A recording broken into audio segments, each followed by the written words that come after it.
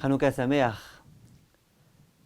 Comme on disait hier, les Hashmonaïm ont eu face à eux une armée extrêmement puissante, une armée vraiment professionnelle, et ils ne savaient vraiment pas quoi faire. À ce moment-là, les Juifs se sont mis à prier. Et ils ont dit à Hachem, écoute Hachem, s'il te plaît Hachem, fais quelque chose. Tu sais bien qu'on ne se bat pas là pour notre honneur à nous, on se bat pour ton honneur à toi. On n'a pas accepté de devenir des Grecs. On a tenu à ta Torah. Fais quelque chose. Et à ce moment-là, Akadosh Baruch Hu a eu tellement de peine pour ses enfants. Et il leur a dit, écoutez, Shitku Banai, restez en silence. Restez sur place et vous allez voir comment je vais me venger. Comment je vais me venger de ces ennemis-là qui pensent être tellement forts, qui pensent être plus forts que moi. Et à ce moment-là, Akadosh Baruch Hu a réuni tous les princes qui se trouvent dans le ciel et qui sont les représentants des nations du monde, les 70 nations du monde. Et il leur a dit, écoutez-moi bien, chaque prince, je lui demande d'aller tuer le roi de la nation de laquelle il est responsable. Et attention, parce que si l'un d'entre vous ne fait pas ce que je lui ai demandé, je le tue lui-même. Je tue ce prince qui se trouve dans le ciel. Immédiatement, ces princes-là, ces anges-là sont descendus et ils ont commencé à tirer des flèches sur les rois qui étaient là en train d'essayer de se battre contre le peuple juif. Lorsque les Hashmonaïm ont vu ça, ils ont dit, c'est ce qui est écrit dans le Passouk, Hachem ilachem lachem. C'est Hachem en personne qui vient pour se battre. Ve'atem tacharishun. Et vous, c'est pas la peine de faire quoi que ce soit, c'est Hachem qui fait tout. À un moment donné, Yehuda voit qu'autour de lui, il y a des hommes extrêmement puissants qui se trouvent, qui sont là pour l'aider à se battre. Des hommes dont il ne savait pas d'où ils venaient. Il a rapidement compris qu'en fait, ces hommes-là, c'était justement ces fameux anges-là qui se trouvaient en haut et qui se sont déguisés en soldats pour venir essayer et pour venir l'aider. Ces anges-là, qui ont accompagné Yehuda, ils ont aussi fait en sorte de prendre tout l'argent que ces rois laissaient et de le distribuer dans les maisons des Juifs, pour que les Juifs puissent se nourrir et qu'ils puissent faire ce qu'ils ont à faire. Les Juifs eux-mêmes n'osaient pas prendre cet argent-là, de l'argent qui appartenait à ces gens-là, mais c'est les anges eux-mêmes qui ont distribué cet argent-là. Durant cette guerre, à un moment donné, Yehuda voit un éléphant absolument gigantesque, somptueux, très très beau. Et il se dit, visiblement, ça c'est l'éléphant dans lequel, je ne sais pas, il y a peut-être en Turrousse, ou il y a peut-être l'un des chefs d'état-major. Il dit, il faut qu'on aille. Et puis vous imaginez bien qu'autour de cet éléphant-là, il y avait tellement de soldats. Yehuda a dit, il faut qu'on s'occupe de lui. Il s'adresse à ses amis, il leur dit, qui est-ce qui est prêt à venir s'occuper de cet éléphant-là? Il y avait un homme qui s'appelait Elazar. C'était l'un des Hashmonaïm les plus convaincus. Il dit, moi je suis prêt à m'occuper. Moi je suis prêt à m'occuper. Alors Yehuda lui dit, regarde, fais quelque chose. Et Elazar immédiatement va. Il court en direction de l'éléphant. Vous imaginez bien qu'il y avait plein de soldats qui essayaient de riposter. Et lui, paf, paf, paf, il a tué tous les soldats qui étaient là. Et puis, il a déchiré le ventre de l'éléphant. L'éléphant est tombé et l'éléphant est mort. Bref, il y avait énormément de miracles. Vous savez que pendant cette guerre-là, dans les fameuses grottes, dans les fameux Bate Midrashot, les Juifs continuaient à étudier la Torah, les enfants juifs. Et leur enseignant leur disait, vous savez, chers enfants, je sais que vous avez envie, vous aussi, de vous associer à la guerre avec les Hashmonaïm. Mais sachez que ce dont on a besoin maintenant, c'est de votre étude de Torah. Étudiez, et vous verrez. Grâce à votre étude, les Hashmonaïm réussiront à l'emporter. Eh bien, ils ont étudié. À un moment donné, il y avait des soldats qui se sont approchés de cet endroit-là, et qui ont vu une super proie. Des enfants juifs en train d'étudier la Torah. Ils sont arrivés avec leurs armes, ils ont dit, on va vous tuer. Soit vous renoncez à votre Torah, vous arrêtez d'étudier la Torah, et puis maintenant vous devenez des Grecs, soit on vous tue. Et puis les enfants, ils étaient comme ça, terrorisés. Et le miracle qui s'est produit, c'est qu'immédiatement, on ne sait pas exactement comment, l'épée qu'ils avaient dans leurs mains, elle s'est retournée, et ils se sont tués eux-mêmes. Et les gens autour qui ont vu ça, ils ont eu très peur, ils étaient terrifiés de voir ces miracles dont le peuple juif était l'objet. Pendant cette période-là, où il y avait cette guerre-là qui se produisait en Israël, il y avait les soldats grecs qui partout essayaient de se battre.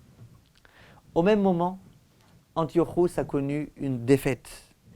Il était en train de se battre en Perse, et puis l'armée perse a réussi à la vaincre. Lorsqu'il est revenu, après cette défaite-là, on lui a annoncé, tu sais ce qui se passe en Israël, tu sais ce qui se passe, il y a une guerre terrible.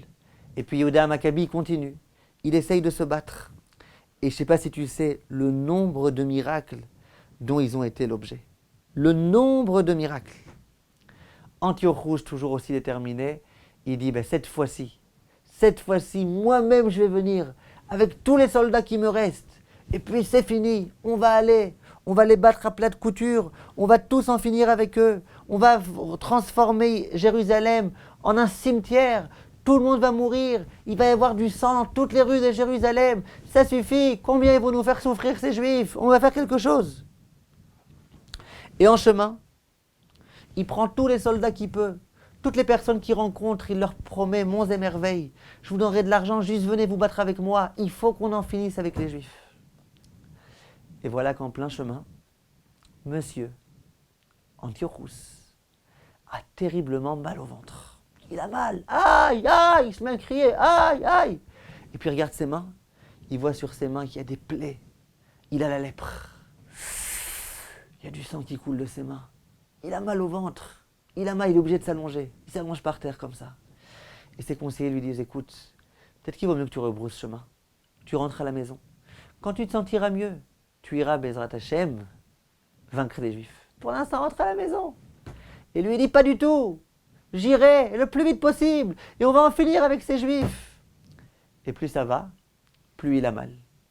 Il est allongé comme ça.